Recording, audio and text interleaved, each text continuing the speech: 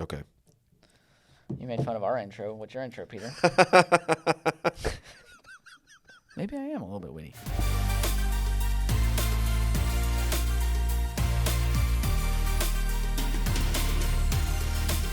Welcome to the Ask Anything podcast, because some things are better said than read. My name is Peter LaRufa, and today I have with me my good friend Aaron Barnett.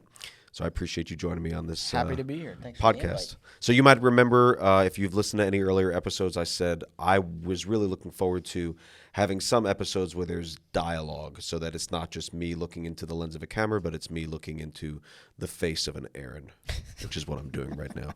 And if I do say so myself, your face is better looking than the camera lens. Thank you much. Yeah, well, that's why I'm here. I aim to please. Aaron just came, so just a little background if you're not familiar. I met Aaron Barnett in 2006 when I came to my job as a youth pastor, and he was a student. Mm-hmm. And then I think he graduated in 07. That was your senior year. And then was one of the only times, I don't even know if you know this, but I had a policy that students, when they left student ministry, couldn't serve as volunteers for a year, because I felt like they just, part of them wanted to serve as a leader, but the other part, they just wanted to see it as 13th grade. And so I wanted to give them an opportunity to, like, do you really want this? If you really want this, you're going to really miss it, and then you really want it when you're 1 year out. But you are one of the only that I can remember. I remember 2 times making that exception. I think it was you and some guy named Josh Lewis, who served right out of high school ministry. And now we get to work together. It's crazy. So it's like, for the past 15 years, this guy's been in my life. I can't get him out for the life of me. I can't. Except we did. I can leave. I did succeed in getting you out of my life for 2 months, because you just came back from Very true. your sabbatical. I love you, but it was good to not see you for 2 months. Yes. How was your sabbatical? I know the answer to that. It was great to not see anybody, actually. So the way I'm describing it is, I'm very blessed to have a job that I enjoy. Mm-hmm. I look forward to going to work. I naturally, when I'm off work, think about the things that pertain to my job, and I enjoy it. So trying to think about taking off for 2 months, it's like, well, what am I going to do?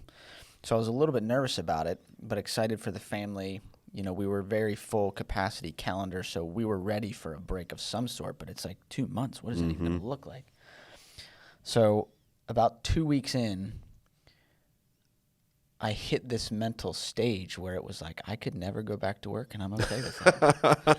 I suddenly don't hate this at all. It's like the first 2 weeks was vacation mode. We were out of town. You know, our kiddos, we were in a great place at the beach. It was fun, but the 2 week, I remember talking to Eliza, and it was like, let's just stay here. Right. And then about week 6 or 7, we were back home at that time. Mm-hmm. My mind, it was like, I think recharged, I guess is the word. Like, I'm eager to get back. Like, my mind, I want to. So it was, I think, the grace of God, just a cool amount of time. I'm very grateful for it. And you've been back a week now. A week. Or almost a week, right? A week. And seeing you last night, just running student ministry, and just, you look like, you were definitely back. You were back in it, ready or not. Yeah. You're in it up to your neck. Dove in.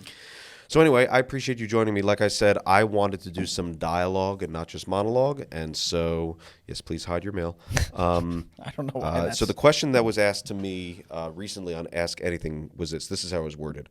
I believe in election, but does God decide everything? Is there any free will? And so I'm just, before I answer, tell me a little bit about how you have thought through, wrestled with. Was there a time that you wrestled with, like, God's sovereignty, your responsibility, free will? Just, do you have any thoughts on the topic before I give my thoughts on it? I'm just curious how you've rolled when it comes to this, thinking along these lines. That's like the big spiritual theological debate that nerds like to, free will or God's sovereignty, providence, you know. So I've gotten into it a number of times, whether that's in small groups, community groups, or just in discussions when I was in college with friends. I have never had an issue with trusting the sovereignty of God. Mm-hmm. And I think that's, I'm grateful for Grace Fellowship Church and the teaching and it being a big rock. I've just heard it and heard it and heard it preached, and I've seen it in God's word, all the different places. But because I've been taught it and I've heard it, and it's like I've seen it in my life, there is no way that it's random. God's orchestrating and using everything at the perfect times in my own life, but then also other people's. It's like God is using everything for his purposes in the lives of people. Yeah. Like there's no mistake in my mind at all. Interesting. I have at times wondered, like, well, why pray then? Right.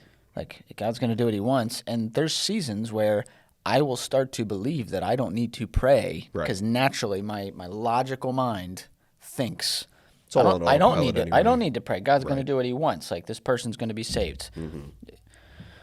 Or me, whether it's sin, whether it's working with somebody else's sin, or whether it's safety for a trip out of town, like whatever it is, like logically I can end up to where I don't need to do that. So what that is, though, is my belief starts to affect pragmatically what I do. Right. So when you go back to Scripture, it's clearly taught, I think, but it's also clearly taught that what we do need to pray. Right. So Yeah. to circle around, I clearly see that we are to do both. Right. And the way I've heard somebody say it, it's like it's it's both. Right. We can't fully understand that, I don't think.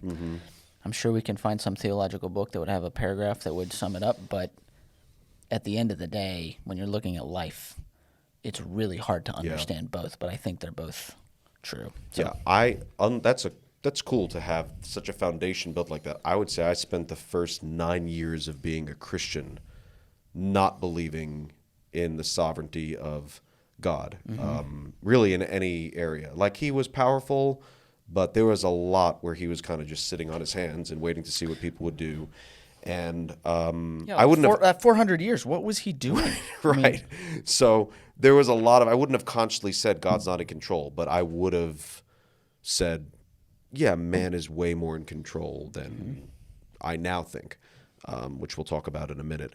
But it offended me at first. Number one, it offended me, I think, because of my pride. I was just offended to think like I'm not in control. I can't make choices that affect my destiny. I don't like what is this? And we were doing a lot of street evangelism at the time.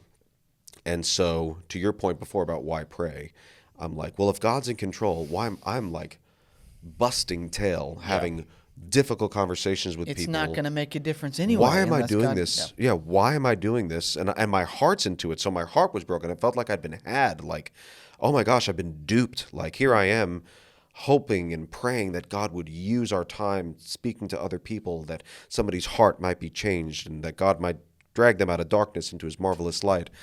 And I felt like when I first heard of election, the doctrines of grace, God's sovereignty, it's like, so none of that works, or it's either going to work or it's not going to work. It has nothing to do with what we do.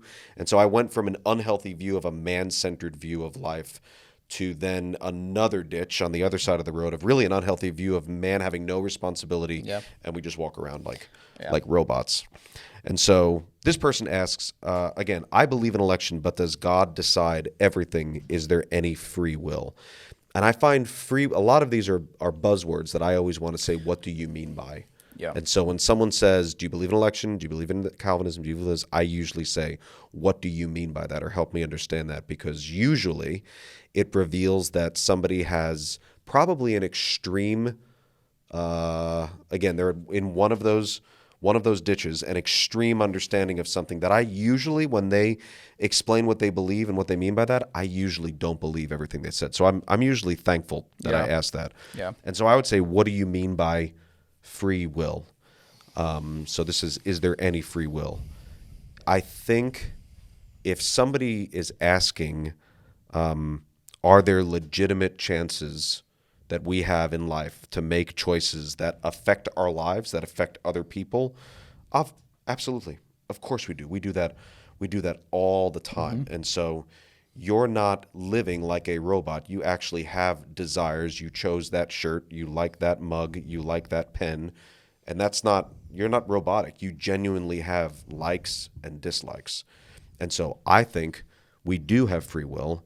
And to your point before, when you were talking about praying, we have a ton of responsibility. Yeah. Wouldn't you say so? Well, not to mention gifts. He gives different people different gifts. Right. And he wants us to use them. Right. And there's a purpose for using them. Right. That he is ordained, I think. Mm-hmm. But it's, everybody's not the same. We're not robots. So right. It's prayer, but it's also, encouragement. It's also, healing or whatever it is when you're going to use how God has gifted you to bless others and build up the church. It's like, right.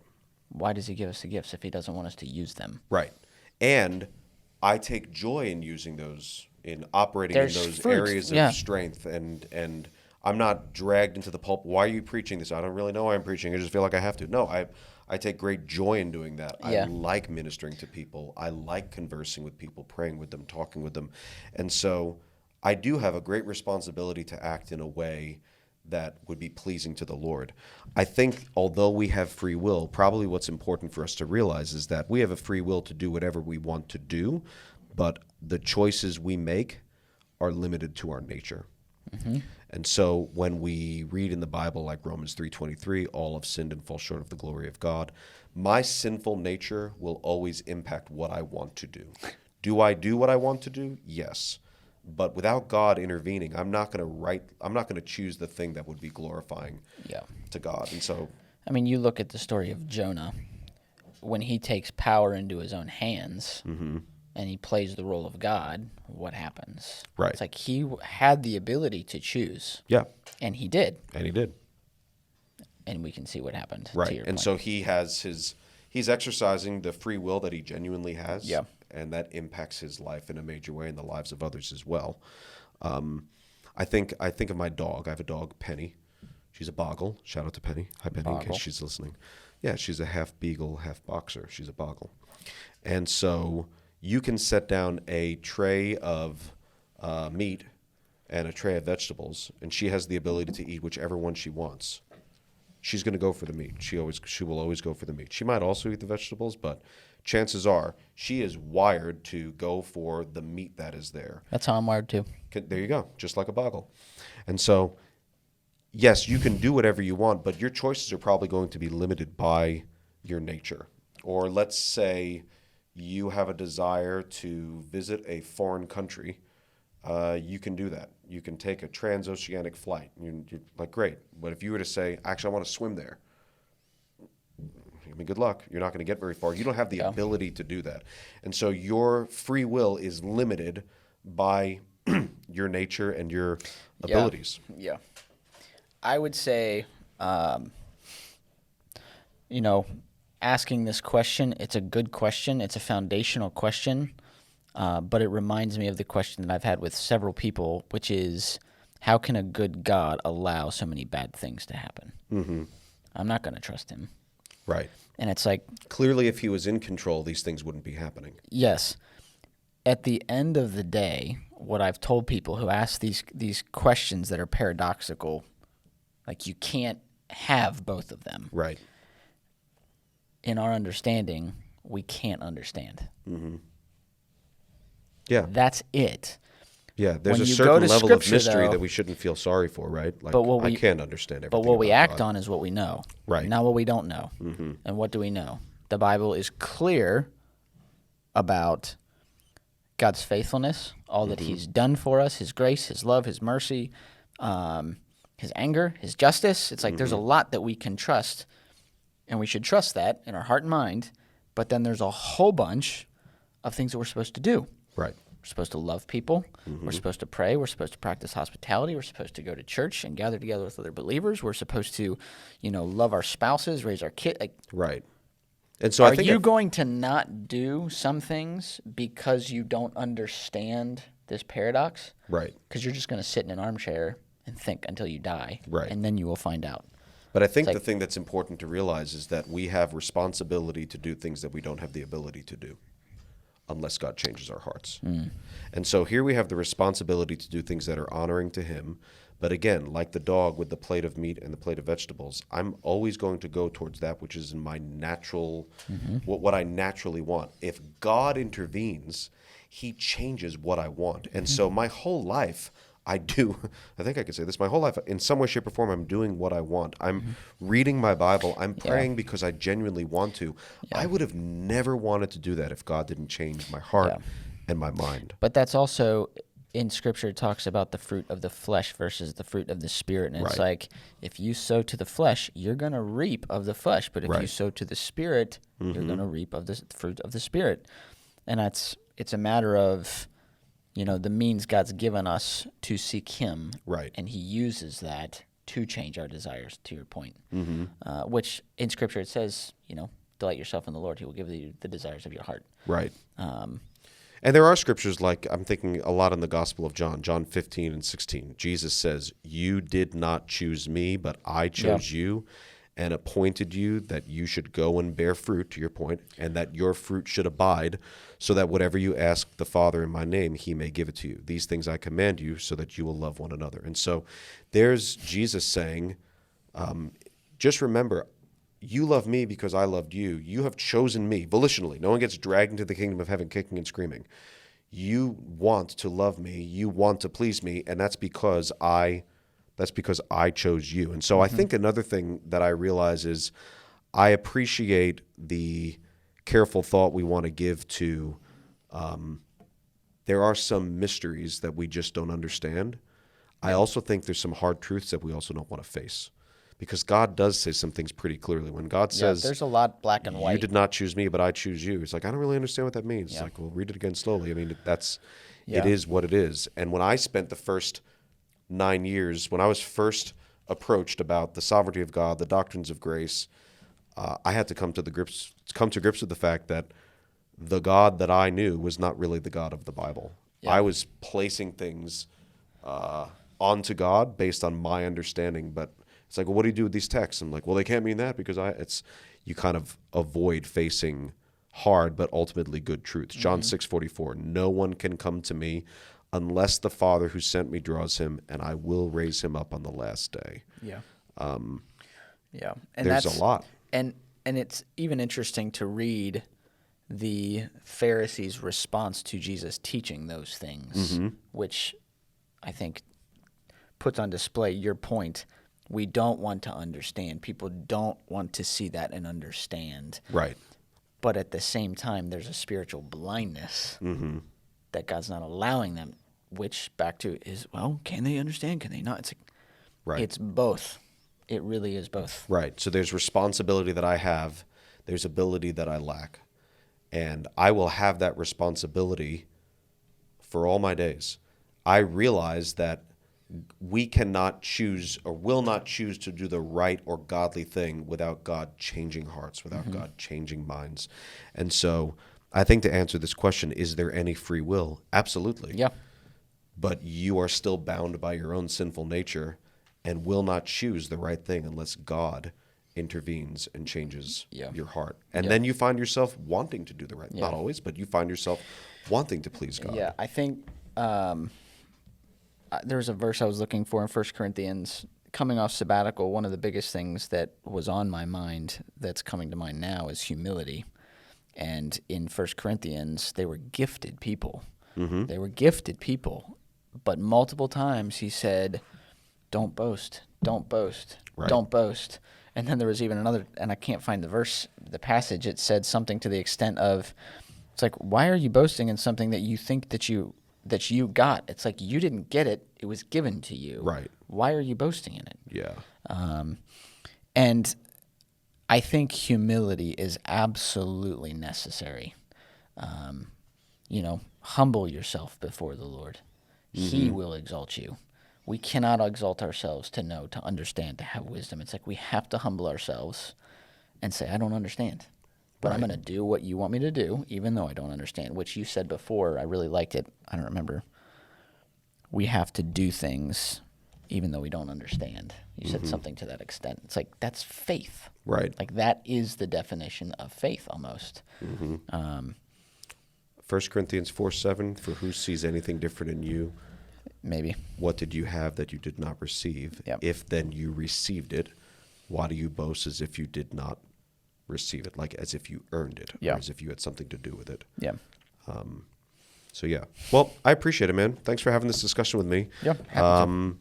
I think there's some things hopefully we were helpful in clarifying, but then I think there's another bunch of it that's shrouded in mystery. Yeah. That as clearly as we can see, we still only see dimly, right? This side of heaven, because we'll never know everything about God. But the Bible is pretty clear about me having responsibility and God granting ability, and he changes what I want to do. So I'm always acting within my free will. I'm always making decisions, but I give all the glory to him. Yeah. Because if I'm doing something right, that's not natural. Yeah. I think I would end by saying I really hope that this would be an opportunity for you to blindly trust God, then visually reject.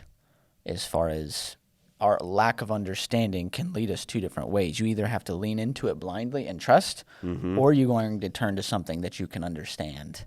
And it's like, don't do that. That's easy. That's what our flesh we crave. It's like God can be trusted. He is faithful. This is wisdom of a rested man. The rested sage coming off of sabbatical. But it's true though. Right. It's faith. That's what you have to do. Don't walk by sight. It's by faith. And with this conversation especially, you've already said it. It's shrouded in mystery. Lean into the scriptures. Yeah. Cool. Hey, thanks for listening. If you want to find me, you can look me up on Instagram and go to the link in my bio, and you can submit your questions there anytime or wait till I post the stories, usually on a Monday or a Tuesday. And hope to hear from you soon.